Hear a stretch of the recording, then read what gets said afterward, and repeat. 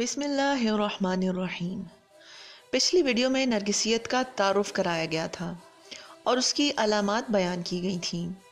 इस वीडियो में नरगिसियत के मनफी असरात से निमटने के तरीके बताए जाएंगे जो मैंने अपने ज़ाती तजर्बात से सीखे हैं। सबसे पहले ये जानना ज़रूरी है कि ऐसा शख्स यानी नार्क लोगों के साथ कैसे बदसलूकी करता है और उन्हें अपने फ़ायदे के लिए कैसे इस्तेमाल करता है। ये शख्स अमूमन बहुत पुरकशिश शख्सियत रखता है और लोगों को जल्द अपना गर्विदा बना लेता है। लोग इसकी ज़ाहिरी शख्सियत से बहुत जल्द मुतासिर हो जाते हैं क्योंकि ये अपनी खूबियाँ बहुत बढ़ा चढ़ा कर पेश करता है। अगर इसे आपसे अपना मतलब पूरा करवाना हो तो ये आपको इस बात का एहसास दिलाता है कि ये आपका दोस्त और खैर ख्वाह है। ये बहुत जल्द मालूम कर लेता है कि आपको किस किस्म के दोस्त या मददगार की ज़रूरत है, फिर अपने आप को वैसा ही जाहिर करके आपका एतमाद हासिल करने की कोशिश करता है। जब ये आपका एतमाद हासिल कर ले तो फिर आपकी तारीफ़ें शुरू कर देता है। हर इंसान की कमज़ोरी है कि वो चाहा जाए और सराहा जाए, लिहाजा ये आपकी इस कमज़ोरी का फ़ायदा उठाते हुए आपको गैर मामूली अहमियत देता है और आप पर अपनी मोहब्बतें और तोहफे निछावर करता रहता है।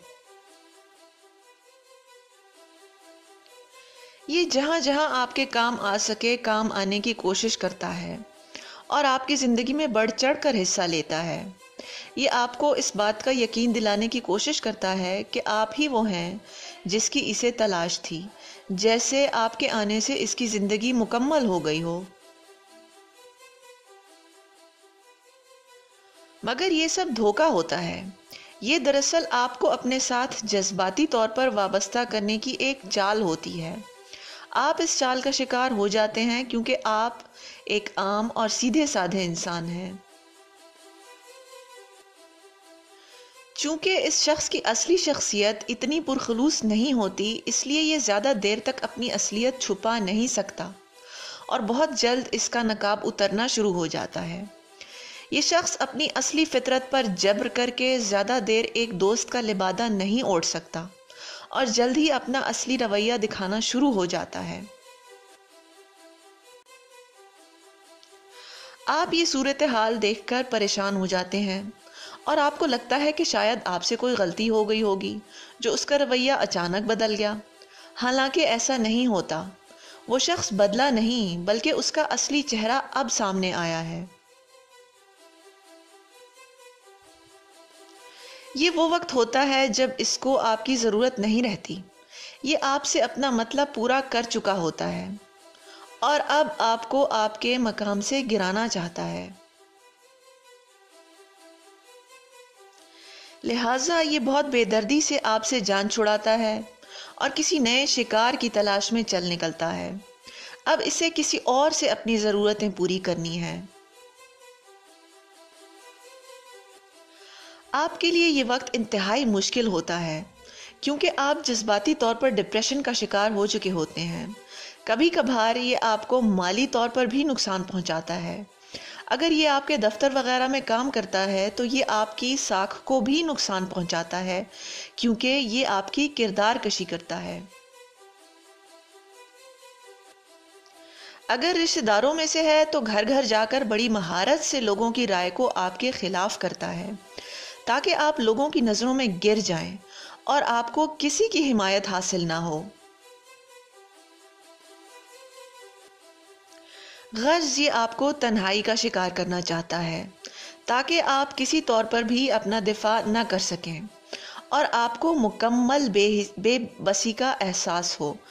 आपके हौसलों को पस्त करना चाहता है। गो के इस मौजू पर लिखी गई तकरीबन तमाम तहरीरें यही कहती हैं कि ऐसे अफराद को अपनी ज़िंदगी से निकाल देना ही बेहतरीन इलाज है।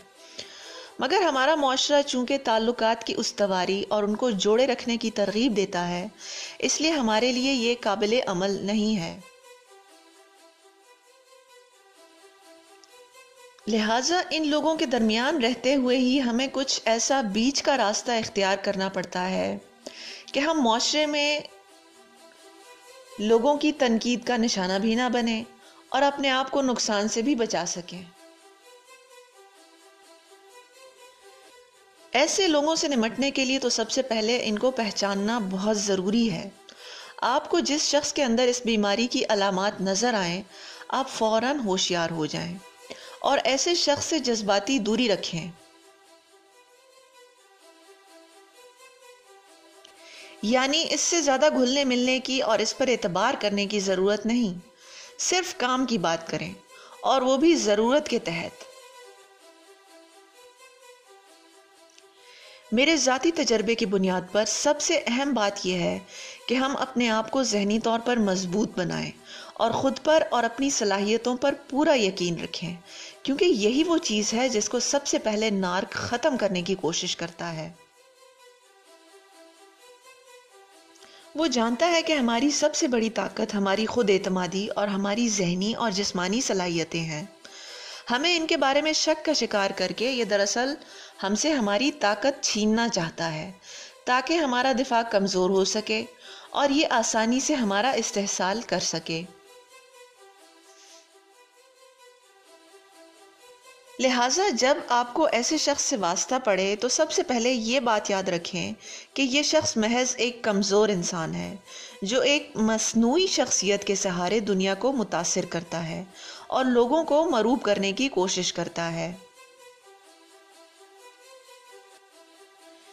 یہ بات یاد رکھیں کہ اللہ نے آپ کو بے شمار صلاحیتوں سے نوازا ہے، اور اگر آپ خود پر یقین نہ کھوئیں تو کوئی بھی آپ کو اپنے اشاروں پر چلا کر آپ کا نقصان نہیں کر سکتا۔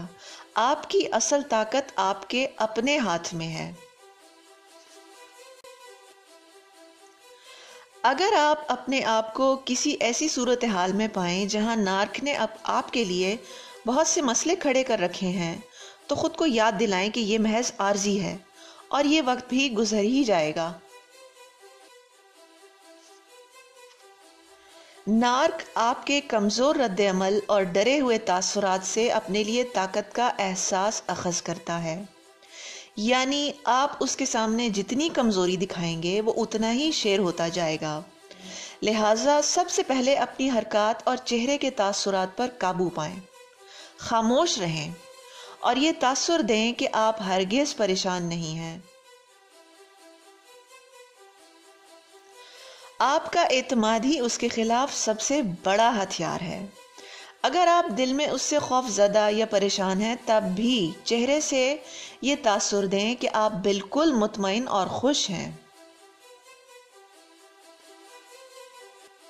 ایسا شخص عموماً ہر ایک سے مقابلے کرتا ہے، خود کو دوسروں سے برتر جتانے کی کوشش کرتا ہے اور ہر بات کا کریڈٹ لینے کی کوشش کرتا ہے۔ یقیناً یہ آپ کے لیے ایک تکلیف دہ صورتحال ہے، لیکن تھوڑے سے صبر سے آپ اس کے چنگل سے نکل سکتے ہیں۔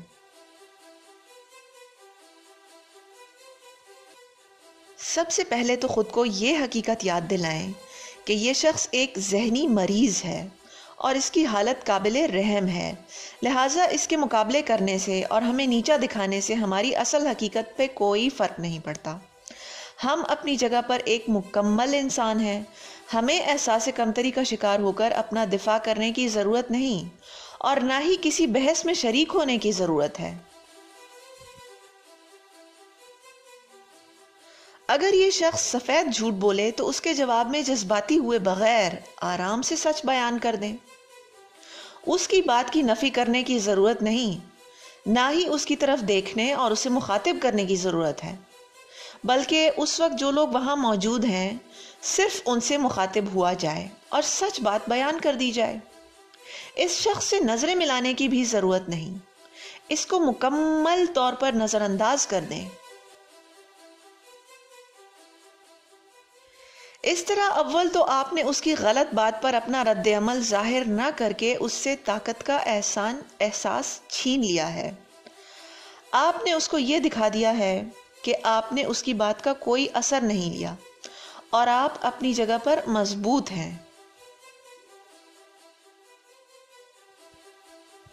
دوسری بات یہ کہ آپ نے اس کو نظر انداز کر کے اسے وہ توجہ دینے سے انکار کیا ہے جو اس کے لیے آکسیجن کا درجہ رکھتی ہے۔ اس سے اس کا غصہ تو بڑھے گا اور وہ آپ سے دشمنی بھی اختیار کرے گا، مگر آپ کے ذہنی سکون کے لیے یہ ضروری ہے کہ آپ اپنی طاقت اپنے پاس رکھیں اور کسی اور کو اپنی زندگی سے کھیلنے نہ دیں۔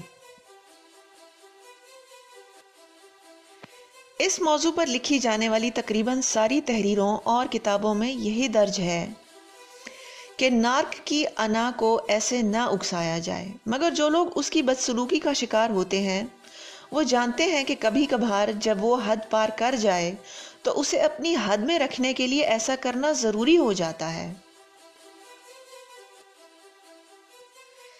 ایسا کرنا ہماری اپنی کھوئی ہوئی عزت نفس کو بحال کرنے کے لیے بھی بہت ضروری ہے، ورنہ ہم بے بسی کے احساس کے ساتھ ڈپریشن کا شکار ہو جائیں گے۔ جہاں تک ممکن ہو سکے نارک سے دور رہیں اور اپنی ذات پر توجہ دیں۔ اپنے آپ پر اعتماد قائم کریں، اپنے قریبی دوستوں کا ساتھ حاصل کریں، اپنے سوشل سرکل یعنی جان پہچان کے لوگوں کے ساتھ تعلقات پر محنت کریں، ان کو اپنا اصلی صاف کردار دکھائیں تاکہ جب نارک آپ کی کردار کشی کی کوشش کرے تو لوگ اس کی جھوٹی باتوں کو تسلیم کرنے سے انکار کر دیں۔ اگر کوئی پھر بھی اس کی جھوٹی باتوں پر یقین کرے تو اسے اس کے حال پر چھوڑ دیں۔ سب لوگوں پر توانائیاں ضائع کرنا آپ کا کام نہیں، یہ توانائیاں ان پر خرچ کریں جو آپ پر اعتبار کرتے ہیں اور آپ کے دوست اور خیر خواہ ہیں۔ اپنے آپ کو مثبت کاموں میں مصروف رکھیں، اپنا ذہن خالی نہ رہنے دیں، اپنے آپ کو عبادت میں مشغول رکھیں اور اللہ سے مدد مانگیں۔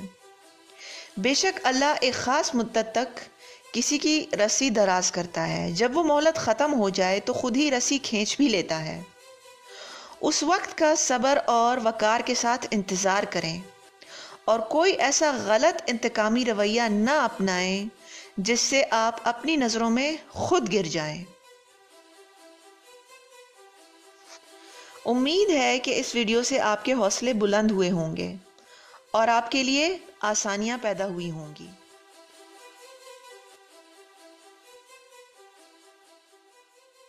آپ کی توجہ کا شکریہ۔